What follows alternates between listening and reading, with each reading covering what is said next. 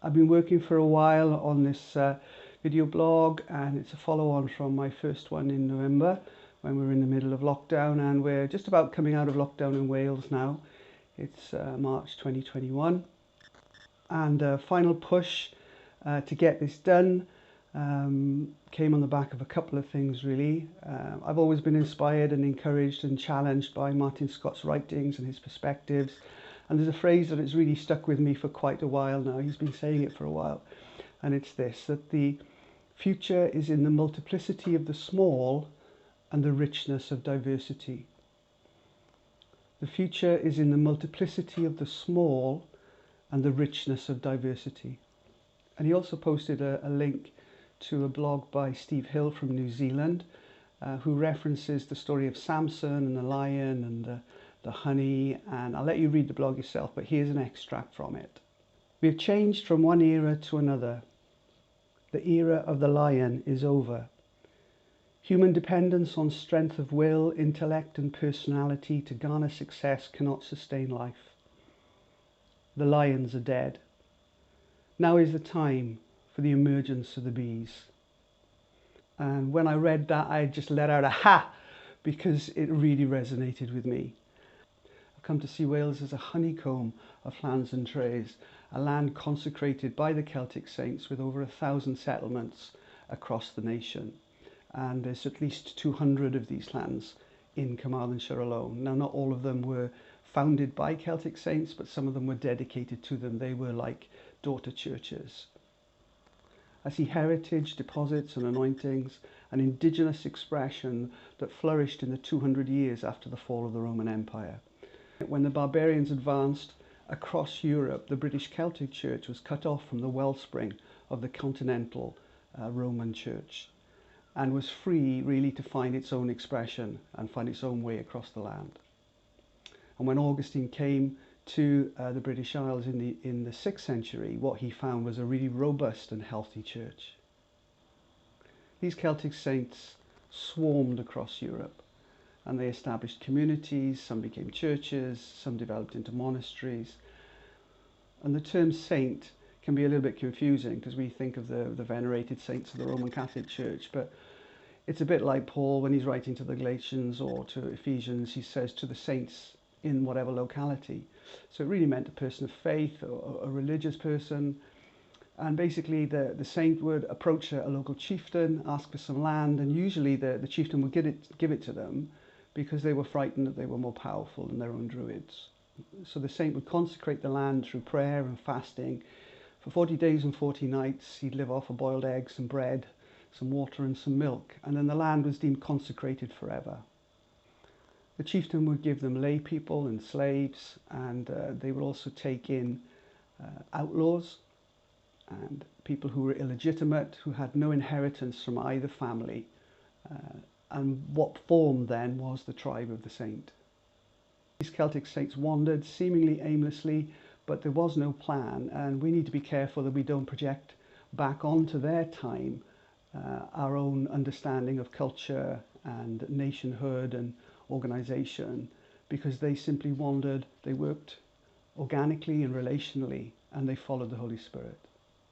And in preparing for this blog, I've seen St. David, who was a man so shy and so modest that he didn't lift his head to look at his teacher, Paulinus, for 10 years. He healed Paulinus' eyesight and performed many miracles and signs and wonders.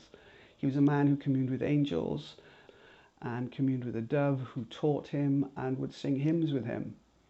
He cared for his brethren, he fed the poor, he fed orphans and widows and the sick, and he looked after pilgrims. But it is probably the Welsh-speaking poet Gwenallt who brings David most to life in a contemporary context for me. So this is an extract of his poem, St. David. It's in the English. I couldn't find a Welsh version of it, and it's translated by Patrick Thomas. So this is an extract from him. I saw David strolling from county to county like God's gypsy, with the gospel and the altar in his caravan, and coming to us, to the colleges and schools, to show the purpose of learning. He went down to the bottom of the pit with the miners and threw the light of his wise lamp on the coalface. On the platform of the steelworks, He put on the goggles and the little blue shirt and showed the Christian being purified like metal in the furnace, and led the industrial proletariat to his unrespectable church. He carried the church everywhere as a body, which was life and brain and will, that did the little and great things. He brought the church to our homes, put the holy vessels on the kitchen table, and got bread from the pantry and bad wine from the cellar, and stood behind the table like a tramp, lest he should hide the wonder of the sacrifice from us. And after communion we chatted by the fireside, and he spoke to us about God's natural order, the person, the family, the nation, and the society of nations, and the cross, keeping us from turning one of them into a god. I see what's gone before. I value it. I see the dust of ages that we walk in every day, connect with, carry with us as part of who we are, waiting for his breath to come and shape a new creation. Not a repetition or a variation, but something new for our time. I see angels lifting the lids off the honeycomb cells, avenues of seraphim, the fiery ones, preparing for the new birth, releasing the honey of his presence, resources to nurture and sustain new life. I see gatherings, house to house, twos and threes, impromptu, no plan, no agenda, responsive to the everyday life that is part of his unfolding. No plan, no agenda, an intentional following, just holding a space open to see what he would do. So this week marks for me a shift into a different phase. I'm moving from a small one-bedroom flat into a three-bedroom terrace house, and it's an intentional move to create space, to find a way to hold space open to see what he would do. I leave you with a question for you to ponder.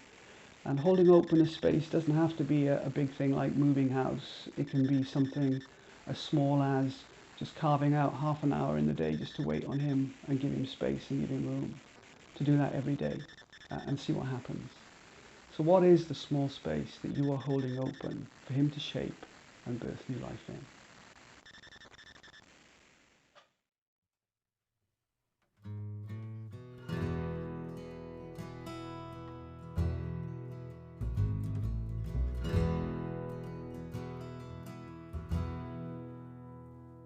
I can hear the voice of promise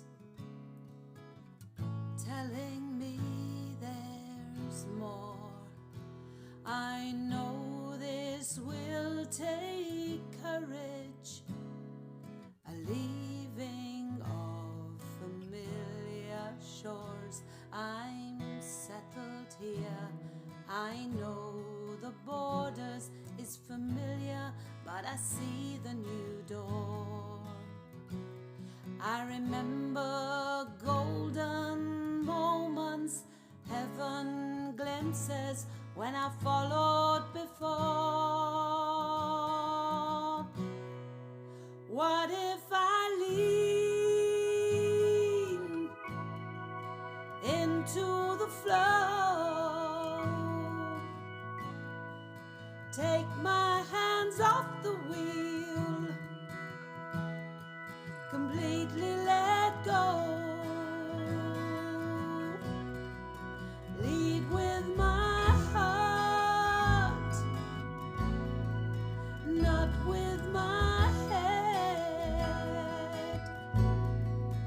Push the boat off the sand, adventure ahead.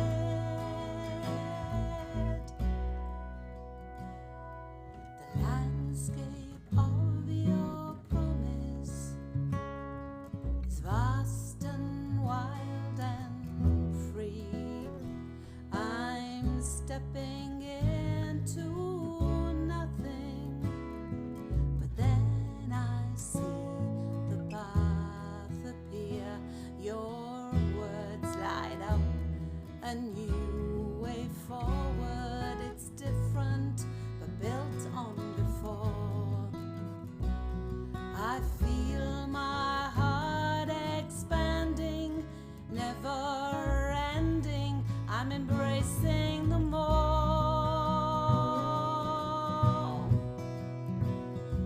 A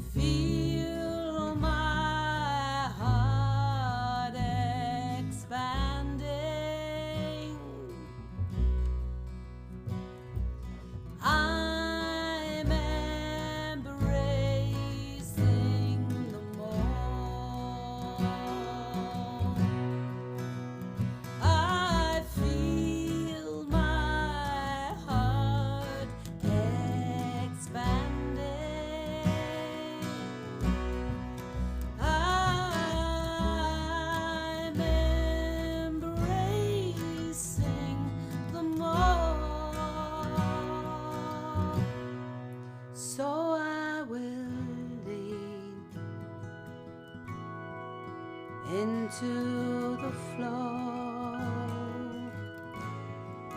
Take my hands off the wheel, completely let go.